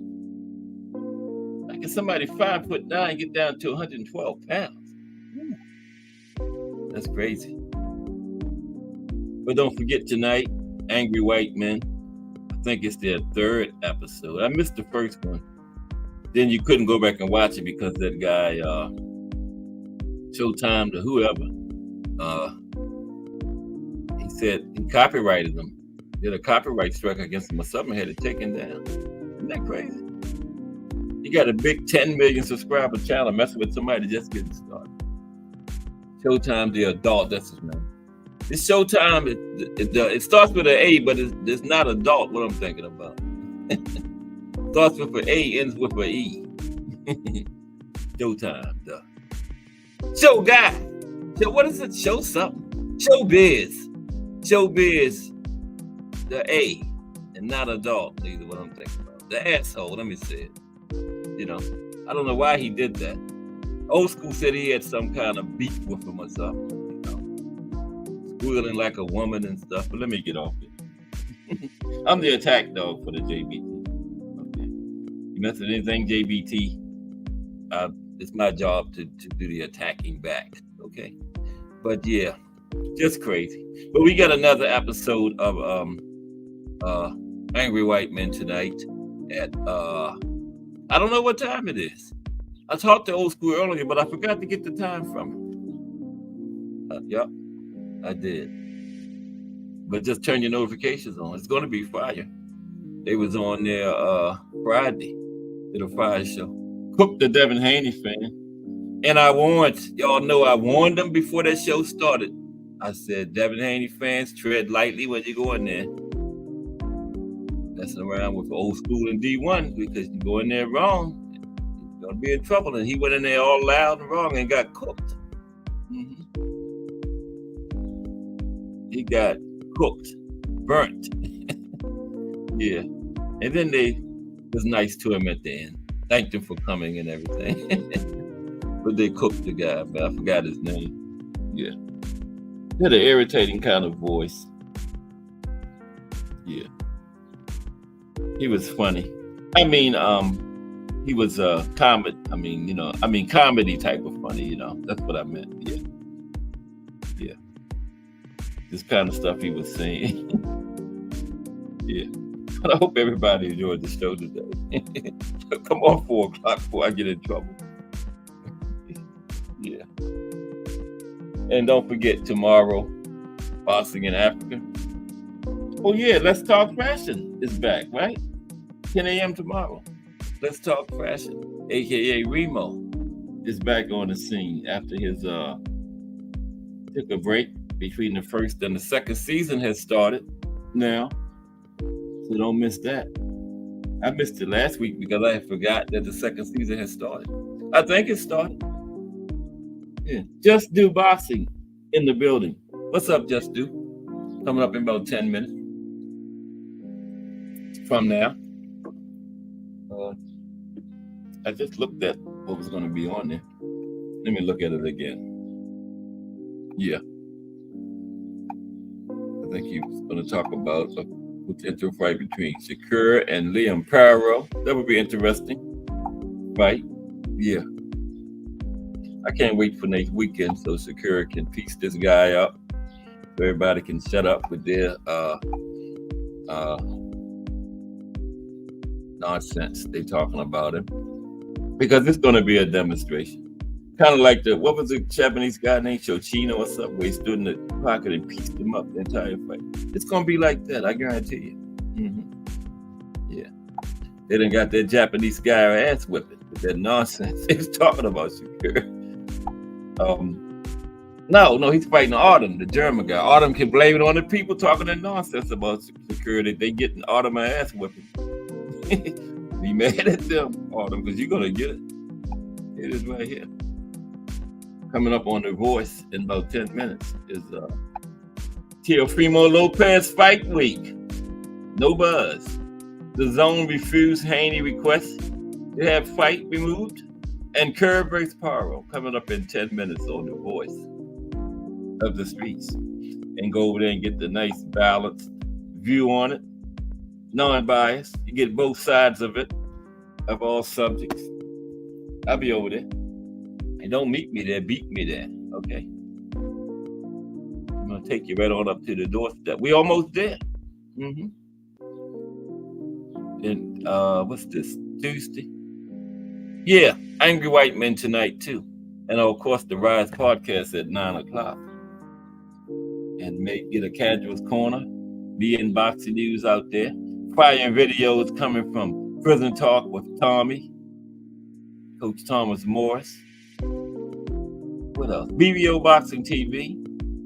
I thought BBO was going to come up here and get cooked, but he must have got scared. That's why I dropped the link. He was in here the whole chat. But he's going to come let me cook him for a little while before we go to The Voice. But he got scared and must have left out. There's Let's Talk Fashion, a.k.a. Remo. What's up, Remo? How are you today, my brother? Second season has started, right? Tomorrow, 10 a.m. Let's Talk Fashion. That's Remo. Our fashion show. Yep. Fashion History Hangout. The Voice of the Streets. Whatever you want is in the JBT. One-stop shopping. You get it all here. Okay? Get it all here. Yeah. Okay. Yeah, 10 a.m. tomorrow morning. And remember, the average Angry White Men. I can't even say the average white man. It was an average white band, right? Remember that? Angry White Men. Tonight. I don't know what time. And I talked to old school earlier. I forgot to ask. But turn your notifications on. You'll see it. Yeah, me neither, Tim. They stepped to them ropes. They got my props, man. Because I never did it, People have died in there, man. So no fighter is a bomb. Some are not as good as others. Some are sea level, but they're not bombs. Okay. They getting in there, putting it on the line for our entertainment. And pay. They getting paid too, but it's for our entertainment too. So no. I don't call fighters bombs, trash, any of that stuff, man. Okay, Remo, you came too late, Remo. You come with 5 minutes left. You could have came up here and said what was going on. But he's interviewing, says, I'm interviewing the producer of Showtime, All Access tomorrow. Okay. Remo is interviewing the producer of Showtime, All Access tomorrow. Wow, I wish you would have came here earlier, man. The link was in there. We only got 5 minutes. Man. Yeah, wow. That is fire. Oh, yeah, we get ready to go, Punchy. We was talking about counterpunching today. Yeah, we got like 5 minutes left now, but salute, Punchy. Punchy in the building. Yeah. Hit that like, Punchy. Punch on that like, Punchy. Make sure you do that. Appreciate you. Yeah, Punchy. You're a little late. But we got an Angry White. We got The Voice coming up next. Then we got Angry White Men tonight. We got Let's Talk Fashion tomorrow at 10 a.m. He's going to be interviewing the producers of Showtime All Access. That's big. Damn. Let's Talk Fashion coming into the second season and not playing, man. And there it is. God damn. What's up, Remo? You ain't playing, is you? Yo. What's up, man? Wow. That's huge. The producer of Showtime All Access? Yeah. Tomorrow's the vacay episode. So I did a episode right out of where I was in Panama. Yeah, okay. I locked into. So I gave y'all some work while I was on play, Yeah. But all right. Tomorrow I'm meeting up with the guy from that was the head producer over there for All Access. So we sitting there tomorrow and having a discussion. So I'm getting my questions and getting everything together. We're going in the studio, so I said we're gonna do a lot of traveling shows this year as well. Okay. So we're gonna switch it up a little bit. It's not sometimes you gotta switch it up. Stagnation is the worst way to be. Yeah, that's true. We're gonna switch it up a little bit. New questions and more participation from our people. JBT shit. Clashing in Fashion is back, ain't it? That's big. Yeah, that's there to stay. That's there to stay. Yeah, people love that. That's one of the mainstays of it. Yeah. That ain't going nowhere, brother. But yeah, man, I've been trying to get my timing back in order since I've been right. I was off of work the whole time. I just got back. They said I ain't got no job, but I had to, reorganize everything. You started back to work yet? Yeah, I went back yesterday, but these kids about to get out of school for the summer down here. And I'm just trying to get them, so my timing is right. I got a lot of things coming up, man. Yeah. Definitely doing a few events that I'm going to, so you'll get some random videos of me popping up at different events. Yeah. I got some shit in the work, man. I just want everybody to enjoy and have fun with this. Yeah, I'm looking forward to that tomorrow from All Access. That's very interesting. I would like to see what they got to say, man. That's gonna be good. Wow. Yeah. How did you? I mean, do you know them, or how did you get that to come about? He actually produces another podcast for some folks, and he's on it. But he hooked up with another dude that I know. And he was like, he's heard about the show. Like, he's come across my Instagram and stuff like that. Okay. So as I was giving him the breakdown, he was like, "Man, you onto something." He was like, "You don't really, hear people like that." And that's what I was trying to tell everybody. Like, they say, he told me specifically that he didn't really get his feet wet in the game until 3-4 years later. So what we doing is the pace that we moving is amazing, especially that. Yeah. And we steadily adding shows, man. Exactly. And it's no like everybody has their own views, their own voices, and there's no repetition. Everybody has their own lane, and we ain't stepping on each other's toes. That's so big. We're doing great. And, you know, I just want to thank y'all for giving me a platform when I ain't really have a vision for this shit. I just wanted to play around and talk shit. You know what I mean? Right. But you had that fashion lane down already, and that was perfect. You know, something different. You don't see a lot of. You know, that's made people interested. I was just waiting for Tank. Tank got to come sit down with me, man. Let's have a conversation. Yeah. I thought you had spoke. Didn't you say something to Calvin and them about that one time or something? They should be able to do it. Just don't worry. We put it in the air. That's what I'm gonna say. Yeah. Put it in the air. The universe got it. You know, moving forward, we're gonna figure it out. But when that time comes, I'm gonna be more than ready. You know. Yeah. And I like how they so down to earth, man. How they come on up they've been over here before, you know. So you know, they are very available. Very, you know, they out there. I love it, man. Men of the people, man. None of the people, man. But I know the time is coming up to hear the voice. Shout out to sure Vision, man. Salute y'all. Salute you, okay, Cass. Remo. And everybody Appreciate else, BBO, stop ducking me, son. Keep up the good work, Remo. You too, brother. Be safe. All right, bro.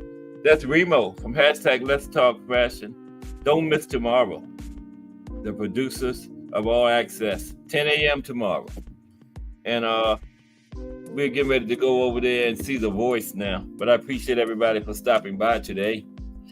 Salute D for the win. I didn't even see you come in, bro. D for the win in the building. Salute, bro. Yeah, Punchy, I don't know why they angry. But they angry. Check them out tonight. I don't have a time on them. But they be on tonight. Angry White Men. And don't miss Remo tomorrow at 10 a.m. Right now it's time for the voice. D for the win. Punchy. Let's Talk Fashion. #JBT. VVO Boxing TV. Lonnie Lee. #JBT. Tim Layton. #JBT. Melanin Queen 27. Al Booger. Azim Shabazz. Real Prison Talk with Tommy. Bruce Gas, Boxing Jazz, and more. Thomas Hill. #JBT. Ray Patterson. Straight out of New Jersey. Appreciate your RP. The Boxing Menu Podcast. Mike Mazik is always in the building. Appreciate you 100%, Mike Mazik. No, 1,000%, Mike. And Miss Cass. #JBT. That's my boss. Can somebody tell her I need a raise? Everybody have a great day. This is Cass Sports. Just do boxing straight ahead. Everybody have a great day. Cass Sports. See ya.